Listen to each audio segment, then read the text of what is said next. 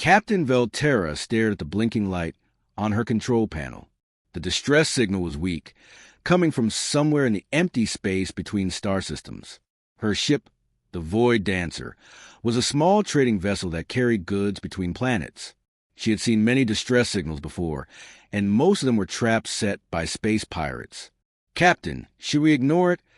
asked her communications officer, Tourniquet. His blue skin was pale with worry. In this part of space, far from any government control, helping strangers often meant trouble. Velterra looked at the signal again. Her ship's computer said there was something out there, something small and damaged. "Scan it first. Tell me what you find." The ship's sensors worked for several minutes. Finally, Hexmon, her sensor officer, looked up from his station. "It's an escape pod, Captain. Very small. The metal is burned and full of holes. But there's someone alive inside." Velterra felt curious. Escape pods usually came from bigger ships that had been destroyed in battle or by accident. "Can you tell what species it is?" "The computer says it's a human, Captain." Everyone on the bridge became quiet. Humans were known throughout the galaxy, but most aliens thought they were not very smart or advanced. The powerful hegemony government had rules about not helping humans too much. They said humans were too primitive to be worth bothering with. "A human?" Velterra asked. "Are you sure?" "Yes, Captain. The life signs match the database. It's definitely human, and it's dying." Dr. Chintal, the ship's medical officer, walked onto the bridge. He had heard their conversation through the ship's communication system. "Captain, if we don't help soon, that creature will die. I've studied human biology. They're very similar to us. I can probably save it." Velterra thought about the situation. Helping a human might get her ship in trouble with the hegemony, but leaving someone to die in space felt wrong. Her people, the Valdari, believed that all life was valuable. "The hegemony won't like this," Tourniquet said quietly. "They have strict rules about helping humans." "Since when do we let the hegemony tell us what's right and wrong?" Dr. Chintal asked. His voice was angry. "A living being is about to die, and we can prevent it." Velterra made her decision. "Bring the pod into our cargo bay. Be careful with it." The crew worked quickly. Using the ship's tractor beam, they pulled the damaged escape pod inside. When they opened it, they found a human male inside. He was badly hurt. His clothes were burned, and there was blood on his face. He was unconscious and breathing very slowly. "Get him to the medical bay immediately," Dr. Chintal ordered. For the next 3 days, the doctor worked to save the human's life. The injuries were serious. The human had been burned by energy weapons, and part of his skull was cracked. He had also been in space too long, without proper air. Velterra visited the medical bay often. She had never seen a human up close before. They looked much like her own people, but with different skin colors and no scales. This one was young, probably a soldier based on his uniform. On the 3rd day, the human finally woke up. His eyes opened slowly, and he looked around the medical bay with confusion. "Where am I?" he asked in perfect galactic standard, the common language used for trade between planets. "You're safe," Dr. Chintal told him. "You're on a Valdari trading ship. We found you in an escape pod." The human tried to sit up, but the doctor gently pushed him back down. "Easy. You were badly injured. You need to rest." "My name is Lieutenant Kim Jisung," the human said. His voice was weak but clear. "I'm with the Earth Defense Force." Velterra had never heard of the Earth Defense Force. Most aliens thought humans barely had any real military at all. "What happened to you?" she asked. Jae-sung's face became dark with anger and sadness. "Hegemony raiders attacked our convoy. They weren't trying to destroy us completely. They were capturing my people, taking them prisoner." "Taking humans prisoner? For what?" "For their entertainment," Jae-sung said bitterly. "They use humans in gladiator fights for rich aliens to watch. My ship tried to stop them, but we were outnumbered. The captain ordered all surviving crew to escape in pods and warn Earth." Velterra felt shocked. She knew the hegemony was cruel, but she hadn't known they were capturing humans for sport. "How many of your people did they take?" Dr. Chintal asked. Hundreds, Jae-sung replied, from 3 different ships. The human closed his eyes for a moment, then looked directly at Velterra. Captain, I need to send a message to Earth.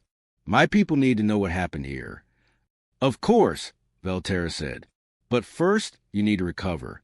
As she left the medical bay, Velterra couldn't shake the feeling that rescuing this one human would lead to much bigger events. She had no idea how right she was. 3 days after Lieutenant Kim Jae-sung sent his message to Earth, every communication device in the galaxy suddenly came alive with the same transmission. It didn't matter if you were on a military battleship or a small trading vessel like the Void Dancer. The message came through on every frequency at the same time. Captain Velterra was drinking her morning tea when all the screens on her bridge lit up an image she had never seen before. A human woman in a clean military uniform appeared on every display. Behind her was a symbol that looked like a blue and green planet surrounded by stars. This is Earth Central Command speaking to all vessels and stations in the galaxy, the woman said. Her voice was calm, but somehow made Velterra feel nervous. We are broadcasting this message in all known languages. Turn AK, who was working at a station, looked up with wide eyes. Captain, this signal is incredibly strong. It's reaching every system in the galaxy at the same time. That should be impossible. The human woman continued speaking. Any species that provides aid to captured human personnel is now under protection of Earth. Any species that engages in hostile actions against human citizens has declared war on humanity. Velterra almost dropped her teacup. War? The humans were declaring war? Most people in the galaxy thought humans were barely capable of building simple spaceships. All human captives must be released within 72 standard hours, the woman said. This is not a request. This is a demand. We know who you are, where you are, and what you have done. The transmission ended, leaving the bridge of the Void Dancer in complete silence. Captain, Hexmon said from a sensor station, I'm detecting something strange. Very strange. What is it? Large objects are appearing at the edge of 17 different star systems. They're big, Captain. Really big. Velterra rushed to look at his screen. The sensor showed massive shapes sitting in space near major hegemony worlds. The objects were too far away to see clearly, but they were definitely artificial. Ships? She asked. They have to be. But, Captain, our database has no record of ships this large. And they all appeared at exactly the same time. Within hours, news reports were flooding the galactic communication networks. The mysterious objects were indeed ships, and they were clearly human in design. They didn't look like anything else in space. Where most alien ships were round or curved, these human vessels were sharp and angular, like weapons made of metal and energy. The ships didn't attack anyone. They didn't even move. They just sat there at the borders of hegemony space, waiting. Somehow, this made them more frightening than if they had started shooting immediately. Down in the medical bay, Lieutenant Jae-sung was watching the news reports on a small screen. Dr. Chintal found him there, smiling in a way that made the doctor uncomfortable. You knew this would happen, Dr. Chintal said. It wasn't a question. I hoped it would happen, Jae-sung replied. When I sent that message to Earth, I told them everything. About the raids, about the captured humans, about which species were involved. But how can your people have ships like that? The galactic records say humans only have basic space travel. Jae-sung's smile grew wider. The galactic records are wrong about a lot of things, Doctor. On the news, experts from different species were trying to explain what was happening. Most of them believed the humans had somehow stolen or bought advanced technology from someone else. The idea that humans had built these ships themselves seemed impossible. The hegemony government's response came quickly. Their leader, High Chancellor Vextar, appeared on news broadcasts across the galaxy. He was a tall, gray-skinned alien with cold yellow eyes. The hegemony will not be intimidated by primitives who have acquired weapons beyond their understanding, he announced. Human demands are rejected. Any human ships that enter hegemony space will be destroyed. But private communications between hegemony officials told a different story. Captain Velterra's ship intercepted some of these messages, and what she heard made her worried. "Our sensors can't get a clear reading on those ships," one hegemony admiral reported. "They're using some kind of stealth technology we've never seen before." "How many ships are out there?" asked another voice. "We don't know. Every time we think we've counted them all, more appear from nowhere." That night, Velterra visited Jae-sung in the medical bay. He was much stronger now, able to walk around and eat normal food. "Lieutenant," she said, "what have I got myself into by rescuing you?" Jae-sung looked at her with serious eyes. "Captain, you saved my life when you could have left me to die. That makes you a friend of humanity. And humans never forget their friends. But war? Against the entire hegemony? The hegemony made a mistake. Captain, they thought humans were weak because we haven't been flying around the galaxy starting fights with everyone. They thought wrong." Through the medical bay's small window, Velterra could see the stars. Somewhere out there, human ships were waiting. Somewhere else, hundreds of humans were imprisoned and probably being tortured for entertainment. "What happens next?" she asked. Jae-sung looked out at the stars, too. "Next, the hegemony learns that humans have a saying, 'Nobody gets left behind.' They took our people. Now they pay the price." Ambassador Cole Theron had spent most of his life talking to new alien species for the Galactic Council. He was good at his job because he knew how to make primitive civilizations feel important while keeping them under control. When the Council ordered him to negotiate with the humans, he expected it to be easy. The meeting was supposed to happen on a neutral space station called Haven Point. When Cole Theron's ship arrived, he got his first surprise. The space station looked completely different from when he had visited it just 1 month ago. "Are you sure this is Haven Point?" he asked his pilot. "Yes, Ambassador. But something is very wrong. The station is 3 times larger than it was before." Through the window, Cole Theron could see that the old station had somehow grown new sections. The new parts looked sleek and powerful, made of metals that seemed to absorb light. Everything about the addition screamed advanced technology. How is this possible? Cole Theron whispered, "You can't build space stations in a few weeks." When he boarded the station, more surprises waited. The corridors were filled with humans, all wearing clean military uniforms. They moved with purpose and confidence, not like members of a primitive species. Their weapons were small, but looked incredibly advanced. A human woman met him at the docking bay. She was shorter than Cole Theron, but carried herself like someone used to being in charge. Her dark hair was pulled back neatly, and her eyes seemed to see everything at once. "Ambassador Cole Theron," she said in perfect galactic standard, "I am Director Lee Mi-young of Earth's External Affairs Division. Thank you for coming." Cole Theron followed her through the station. Everything he saw made him more confused. The technology in the walls looked more advanced than anything the Galactic Council had. Holographic displays showed star maps with details that should have taken centuries to collect. They entered a large meeting room. Director Lee sat across from him at a table that seemed to be made from a single piece of crystal. "Let's be honest with each other," Cole Theron began, using his standard approach. "Your species has limited technological development. Perhaps there has been a misunderstanding about your capabilities." Director Lee smiled, but it wasn't a friendly smile. "Ambassador, there's no misunderstanding. We know exactly what we're capable of." She waved her hand, and the air between them filled with holographic images. Cole Theron's eyes went wide as he saw detailed pictures of hegemony military bases, complete with security codes and troop movements. "We've been watching your civilization for 57 years, she continued calmly. "Every war you fought, every treaty you've signed, every piece of technology you've developed, we recorded all of it."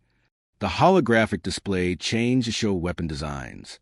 Cole Theron recognized them as classified hegemony military secrets that even the Galactic Council didn't know about. "This is impossible," he stammered. "How could you have this information?" "We're very good at watching and listening, Ambassador. While everyone thought humans were primitive, we were learning. Every alien ship that crashed on our planet, every piece of technology we could study, every communication signal we could intercept." The display showed more images now. Cole Theron saw slave markets, gladiator arenas, and prison ships, all of them filled with humans who were being tortured for entertainment. "We know about the slave trade," Director Lee said, her voice getting colder. "We know about the gladiator rings. We know about every human who has been taken, tortured, or killed for your people's amusement. The hegemony operates independently," Cole Theron said quickly. "The Galactic Council doesn't control their actions, but you don't stop them either." Director Lee leaned forward. "For 300 years, the Council has allowed the strong to abuse the weak. That ends now. What exactly are you demanding?" "It's very simple, Ambassador. All hostile actions against humans must stop immediately. All captured humans must be returned unharmed. The slave trade must be completely dismantled. And new galactic laws must be created to protect all intelligent species from abuse." Cole Theron felt his two hearts beating faster. "And if the Council refuses?" Director Lee touched the table, and new images appeared. They showed human ships appearing and disappearing like ghosts around hegemony worlds. The ships seemed to phase in and out of reality. "Then you'll learn why we spent 50 years studying your military tactics, Ambassador, and why we've been so patient. This is blackmail. This is justice." Director Lee stood up. "For centuries, species like yours have divided the galaxy into the strong and the weak. You decided humans were weak, so you ignored our suffering. That was your mistake." She walked to a large window that showed space outside. Dozens of human ships were visible, but Cole Theron's instruments couldn't detect them at all. "How many ships do you have?" he asked. "Enough," she replied. "We've had 50 years to prepare, Ambassador. 50 years to build, to plan, to get ready for this conversation." Cole Theron looked at the images still floating between them. Military bases, slave markets, weapon specifications, troop movements. The humans knew everything. "The hegemony will never accept your demands," he said. "Then the hegemony will cease to exist." Director Lee turned back to face him. "We've learned from studying your wars, Ambassador. We know exactly how to dismantle their power structure without harming innocent civilians." She smiled again, and this time Cole Theron finally understood why humans had become the dominant species on their own planet. "You have 72 hours to deliver our message to the Council. After that, we stop asking nicely." Admiral Rexthal commanded the largest warship in the hegemony fleet. The Dominator's Pride was 3 kilometers long and carried enough weapons to destroy entire cities. He had never lost a battle in 30 years of service. Today, he was hunting humans. "Admiral," his weapons officer reported, "we found a human convoy in Sector 7, 3 cargo ships and 2 small escort vessels." Rexthal smiled, showing his sharp teeth. "Perfect. We'll destroy the escorts and capture the cargo ships. The humans need to learn what happens when they threaten the hegemony." The Dominator's Pride moved toward the human ships with 5 other hegemony warships following behind. Rexthal expected an easy victory. Human ships were supposed to be weak and primitive. "Admiral, we're in weapon range," the tactical officer announced. "Fire on the escort ships. Disable the cargo vessels." Energy beams shot out from the hegemony ships toward the human convoy. But something impossible happened. The beams passed right through the human ships as if they weren't there. "What's wrong with our weapons?" Rexthal demanded. "Nothing, sir. The weapons are working perfectly. But the human ships, they're not showing up on our sensors anymore." Rexthal looked at his main screen. The human ships had completely vanished. Not destroyed, not running away, just gone. "Find them," he shouted. Before his crew could respond, the Dominator's Pride shook violently. Warning lights flashed red throughout the bridge. "Admiral, we're under attack," the weapons officer yelled. "But I can't see what's shooting at us." Through the bridge windows, Rexthal watched his escort ships explode one by one. Something was destroying them with incredible precision, but his sensors showed empty space. "How can they hit us if we can't see them?" he asked desperately. The answer came when his own ship's main reactor went critical. In seconds, the Dominator's Pride was nothing but scattered metal floating in space. Admiral Rexthal never got to see what killed him. This scene repeated itself across hegemony space. Every military base, Every slave transport ship, every gladiator arena suffered the same fate. The humans struck without warning and vanished without trace. But the strangest part wasn't the attacks themselves. It was how careful the humans were about who they killed. At a prison facility on Hegemony World Kextar, the guards found all their weapons disabled and their communication systems destroyed. The prisoners, including 200 humans, walked out freely while the guards could only watch helplessly. Security cameras later showed nothing but empty corridors, even though the rescue had obviously happened. Captain Belterra watched these events unfold from her ship, which was still carrying Lieutenant Kim Jae-sung. The news reports were incredible and terrifying. "How are your people doing this?" she asked a human officer.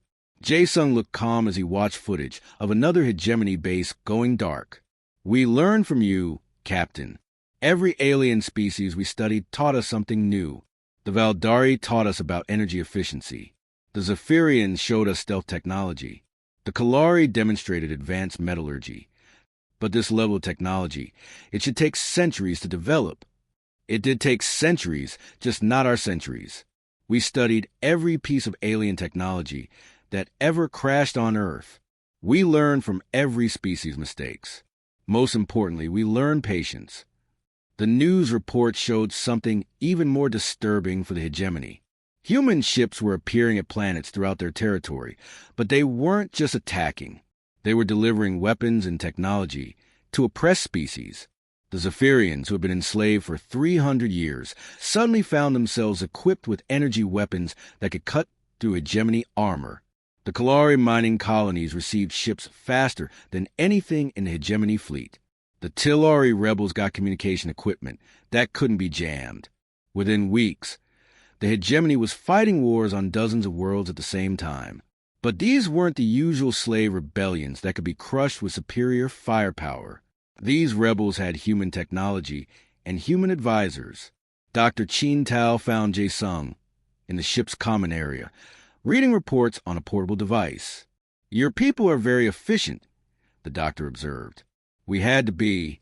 We've been planning this for decades." Jae-sung looked up from his reading.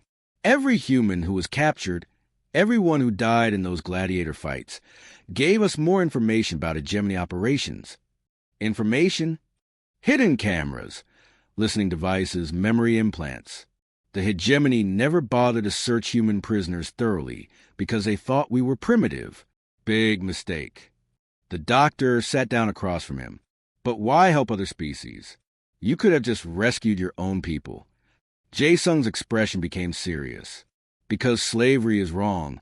Doctor, it doesn't matter if the slaves are human, or Zephyrian, or Kalari. Wrong is wrong."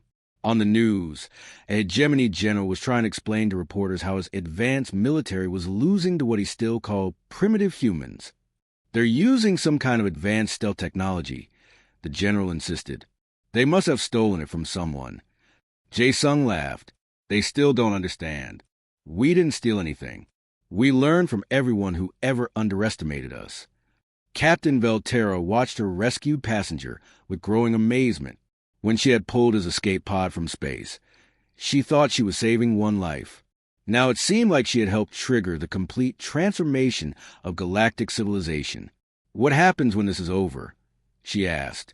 "Then we build something better," Jae-sung replied simply. "A galaxy where the strong protect the weak instead of exploiting them."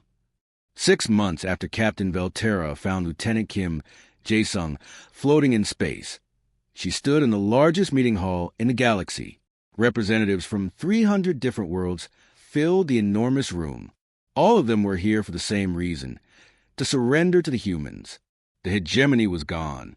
Their leaders were either dead, hiding somewhere in distant space, or sitting in human prison cells waiting for trial. Their mighty military had been destroyed so completely that most people couldn't believe it had ever existed. Belterra looked around the room at faces she recognized from news reports.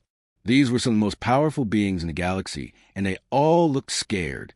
They were waiting for director Lee Mi-young to tell them what would happen next. The human woman walked to the center of the room. She looked exactly the same as she had during the first negotiations, calm and confident. But now everyone knew that her calm voice could order the destruction of entire fleets. The old galaxy is dead, she announced, her words translated into hundreds of languages simultaneously. The age of the strong bullying the weak is over.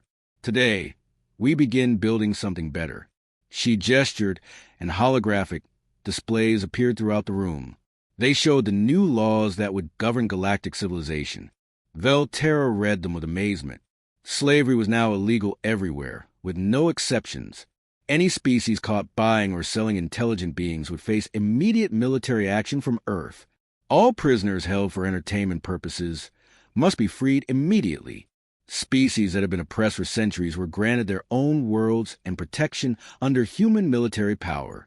These are not suggestions, Director Lee continued. These are the new rules.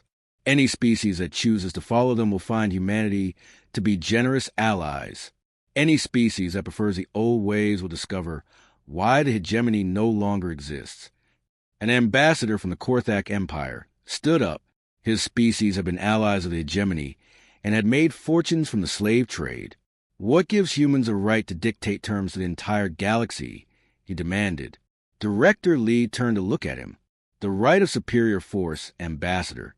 The same right the hegemony used for centuries. The difference is that we use our power to free people instead of enslaving them. She touched her wrist of ice, and new images appeared in the air. They showed human fleets stationed around every major world in the galaxy. The ships were no longer hiding. We have 6,000 warships in position around key systems, she said calmly. We have listening posts throughout the galaxy monitoring all communications. We have agents embedded in every major government. We know everything that happens, everywhere it happens. The Korthak ambassador sat down quickly, his face pale with fear. Lieutenant Jae-sung, now fully recovered and wearing a new Earth Defense Force uniform, found Captain Velterra after the ceremony ended. He had been promoted to colonel and was preparing to return to Earth. Captain, he said formally, I wanted to thank you one more time before I leave. I just did what anyone should do, Velterra replied. I saw someone who needed help, and I helped. But you didn't have to. You could have ignored my distress signal. You could have left me to die. Instead, you risked your ship and your crew to save a stranger. Jae-sung handed her a small device. This is a communication beacon. If you ever need help, anywhere in the galaxy, activate this and human ships will come to your aid. You have been granted permanent friendship status with Earth. Velterra looked at the device. It was small and simple, but she knew it represented incredible power. With this, she could call on the most advanced military force in galactic history. What happens now? She asked. Will humans rule the galaxy like the hegemony did? No, Jae-sung said firmly. Humans don't want to rule anyone. We just want to make sure that no one can do what the hegemony did to us. We want a galaxy where every species can live in peace. And if someone tries to restart the slave trade, Jae-sung's expression became cold. Then they'll learn why it's a very bad idea to make humans angry. As he walked away, Velterra thought about everything that had happened. Her simple decision to rescue one person had changed the fate of trillions of beings across the galaxy. The strong could no longer abuse the weak without consequence. Species that had been enslaved for centuries were now free. Dr. Chin-Tao joined her as she watched the human ships preparing to leave the station. Do you think they'll keep their promises? He asked. Velterra remembered Lieutenant Jae-sung lying injured in their medical bay, warning them about captured humans, even though he was barely conscious. She remembered Director Lee's cold anger when talking about the slave trade. She remembered the precision and care with which human forces had dismantled the hegemony while protecting innocent civilians. Yes, she said quietly. I think they will. Humans seem to mean what they say. Outside the station's windows, the human fleet was already spreading out across the galaxy, taking up positions to guard their new order. The rescue of one human had indeed triggered a war, but it was a war that ended in freedom for everyone. The age of human protection had begun, and it started with one simple act of kindness in the darkness of space. The end.